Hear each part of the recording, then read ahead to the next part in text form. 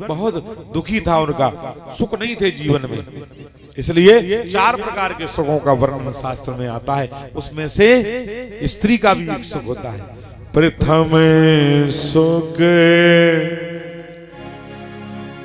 निरोगी काया, दूजा सुख घर में हो माया।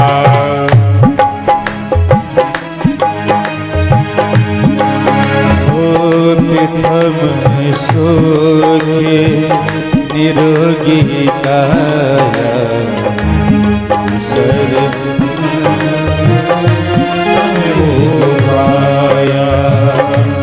दूजा सुख घर में हो माया, दूजा सुख घर में हो माया।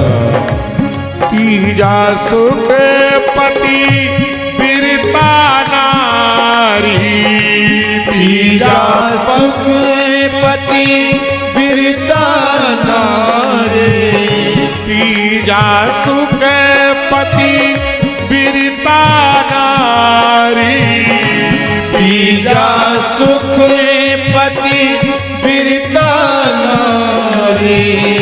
चौथा सुख सुत आज्ञाकारी, चौथा सुख पुत आज्ञाकारी, चौथा सुख सुत आज्ञाकारी।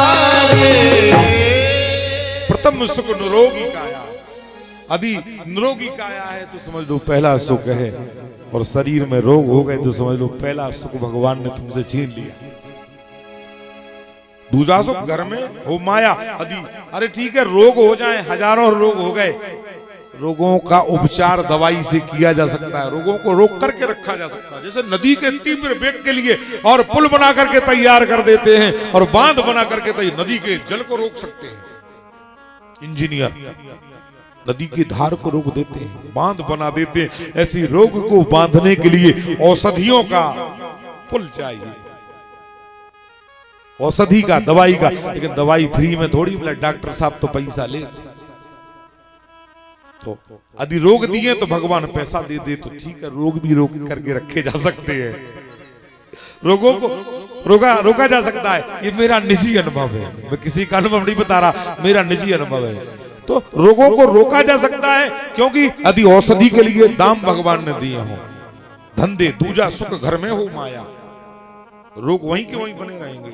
औषधि लेते रहो, औषधि नहीं लोगे तो रोग हावी हो जाएंगे, तो मैं पलंग पर पटक देंगे, फिर वो दुर्गति कर देंगे। रोगों को रोका जा सकता है औषधि के पुल से। औषधि को दाम धन चाहिए, इसलिए दूजा सुख घर में हो माया। दूसरा सुख है घर में माया। तीसरा सुख है पतिव्रता नारी। दाम भी ना हो और रोग भी हो जाए तो फिर कैसे रहा जा सकता है? तो फिर तीसरा सहारा होता है पत्नी का। यदि पत्नी सेवा करने वाली है तो रोग में भी आदमी बिगर पैसे के, बिगर औषधि के रह सकता है। यदि उसकी पत्नी सेवा करने वाली, उसकी सेवा से, उसी के पतिव्रत धर्म से आदमी जिंदा रह सकता है। तीसरा सुख पतिव्रता नारी, इसलिए स्त्री का पतिव्रता होना जरूरी है। और चौथा सुख शुद्ध आज्ञाकारी। यदि 3 भी नहीं है और चौथा एक यदि बेटा आज्ञाकारी हो जाए तो भी आनंद जिंदगी में हो सकता है। और 4 में से एक भी नहीं है तो फिर जीना मुश्किल है संसार में।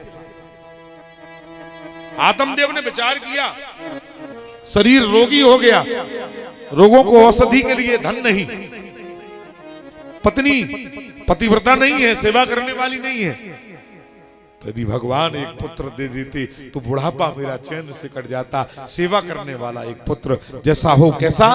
श्रवण कुमार जैसा होता तो बुढ़ापा अंधा अंधी का श्रवण कुमार की बदौलत निकल गया। ऐसा पुत्र मिल जाए, यदि पुत्र सुपुत्र मिल जाए तो का धन संचय, और पुत्र को पुत्र तो फिर का धन संचय। पुत्र को पुत्र हो जाए तो धन को क्या जोड़ना, कितना भी जोड़ लो सब मिटा देगा। और पुत्र सुपुत्र है तो फिर धन का क्या संचय, वो इतना जोड़ लेगा कि तुम्हारे साथ पीढ़ियों ने नहीं जोड़ा होगा जितना जोड़ लेगा। तो इसलिए धन का संचय तो दोनों परिस्थितियों में भी ठीक नहीं है। अर्थात ना पुत्र सुपुत्र है तो भी धन का क्या संचय, और पुत्र कुपुत्र है तो भी धन का क्या संचय। महाराज आत्मदेव एक दिन अपनी पत्नी से इतने दुखी हुए कि प्राण त्यागने की मन में बात आ गई। एक जंगल में तुंगभद्रा नाम की नदी के किनारे बड़ा सरोवर था। उसी सरोवर में बड़े बड़े मगर घड़ियाल रहते थे। उसमें गिरने के लिए तैयार हो गए और भगवान को प्रणाम किया। भगवान के बड़े भक्त थे, जो भी काम करते थे भगवान का स्मरण करके करते थे। भक्त कौन है? कोई भी काम करे जो भगवान का स्मरण करके करे। और जब स्मरण करके भगवान का काम करोगे तो बुरा काम भी अच्छा बन जाएगा।